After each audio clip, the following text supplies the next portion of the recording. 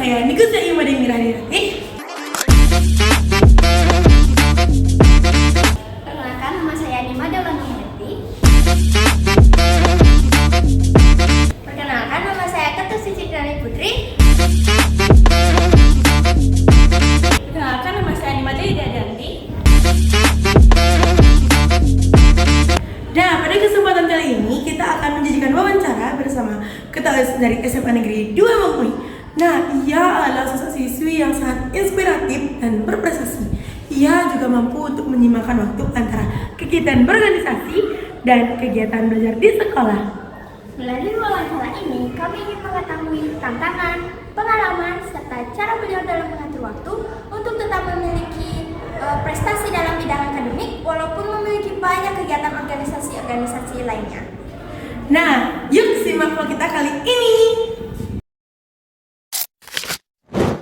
Nah, pada kesempatan kali ini, kami akan mewawancarai salah satu narasumber kami yang luar biasa, yaitu Niputu Desi Natalia, atau sering dipanggil dengan Kak Desi.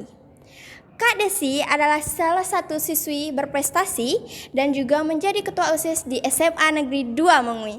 Halo Kak Desi. Terima kasih sudah mau mewawancara dan berbincang-bincang pada kami pada hari ini. Nah, sebelum itu kita lanjut yuk ke pertanyaannya. Nah, di pertanyaan yang pertama, apa sih alasan kakak ingin menjadi ketua OSIS di SMA Negeri 2 Mengui? Oke, sebenarnya tidak ada alasan khusus untuk saya menjadi ketua OSIS. Dari awal saya tidak ada keinginan untuk menjadi ketua, tapi karena dipercayai dan dipilih oleh pembina saya dan juga rekan-rekan OSIS lainnya, jadi saya menerima tanggung jawab sebagai ketua OSIS ini. Untuk tujuan saya itu sebenarnya tidak terlalu besar, tapi salah satu tujuan saya itu menjadi anggota OSIS yang pastinya belajar untuk bagaimana itu cara berorganisasi dengan baik, cara membagi waktu antara belajar dan juga bekerja sama tim, dan juga ingin berkontribusi yang positif untuk sekolah ini tentunya. Oke, kita lanjut ke pertanyaan yang kedua.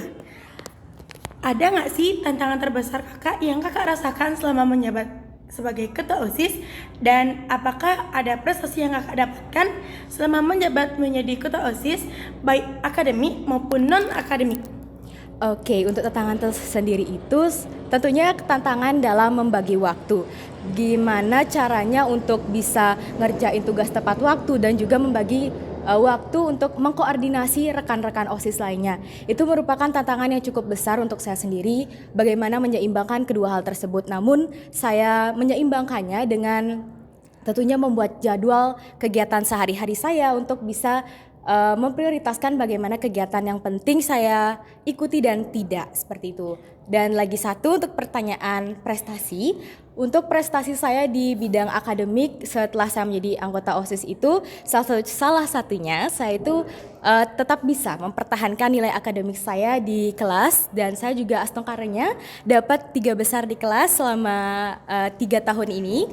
Selain itu saya juga pernah menjuarai lomba News Anchor. Setelah itu saya juga pernah mengikuti berbagai lomba video kreatif tentunya.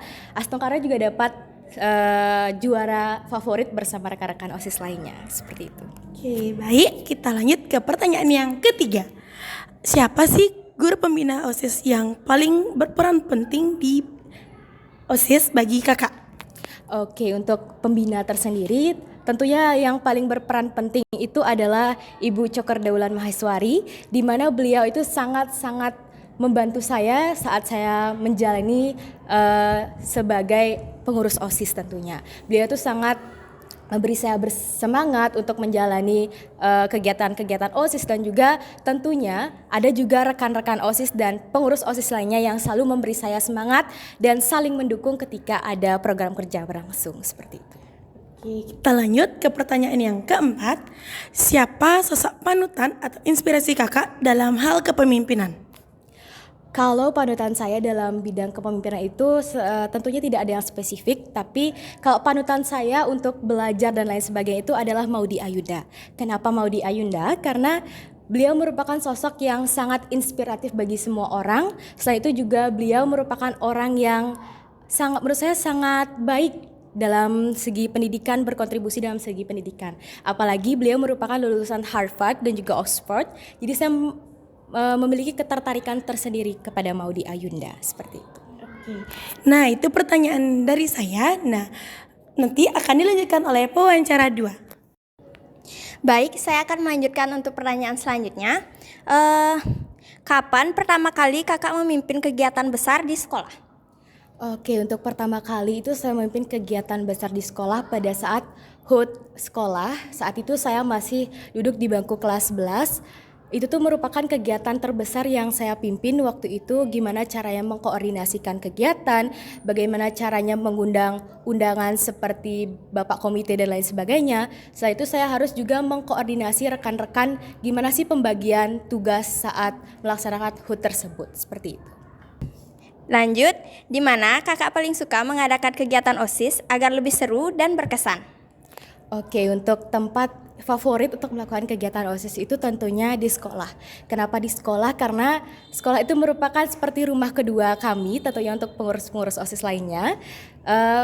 Sekolah itu memiliki kepuasan tersendiri untuk bagi kami. Kenapa? Karena sehari-harinya kami harus melaksanakan program kerja atau kegiatan itu di sekolah.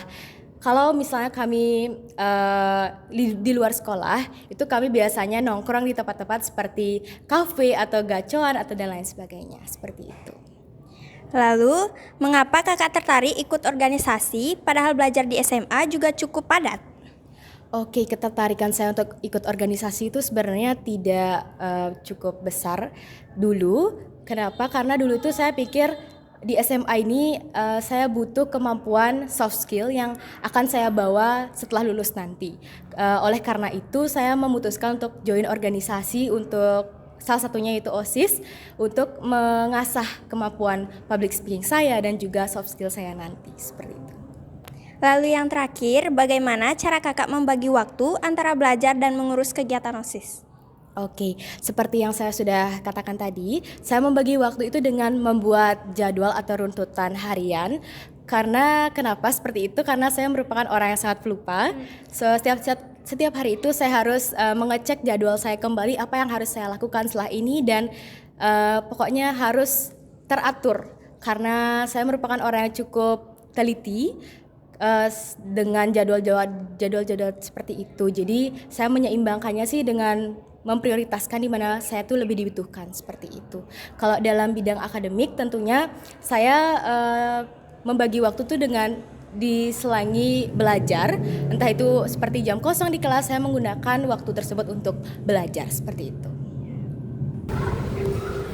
Nah, demikianlah wawancara kami bersama Ketua OSIS dari SMA Negeri 2 Maudy. Nah, dari perbincangan tersebut kita dapat belajar bahwa menjadi seorang pemimpin membutuhkan tanggung jawab, kedisiplinan, dan mengatur waktu yang baik agar prestasi non-akademik maupun akademik tetap terjaga. Kami mengucapkan terima kasih kepada Kak Desi karena telah menyempatkan waktu dan memberikan inspirasi kepada kami semua. Semoga melalui wawancara ini kami dapat memberikan inspirasi serta motivasi kepada siswa-siswi yang ada di SMA Negeri 2 Maudy untuk terus berkembang dan berprestasi. Nah, itulah wawancara kami bersama Ketua OSIS SMA Negeri 2 Maudy. Terima kasih sudah menonton dari awal hingga akhir.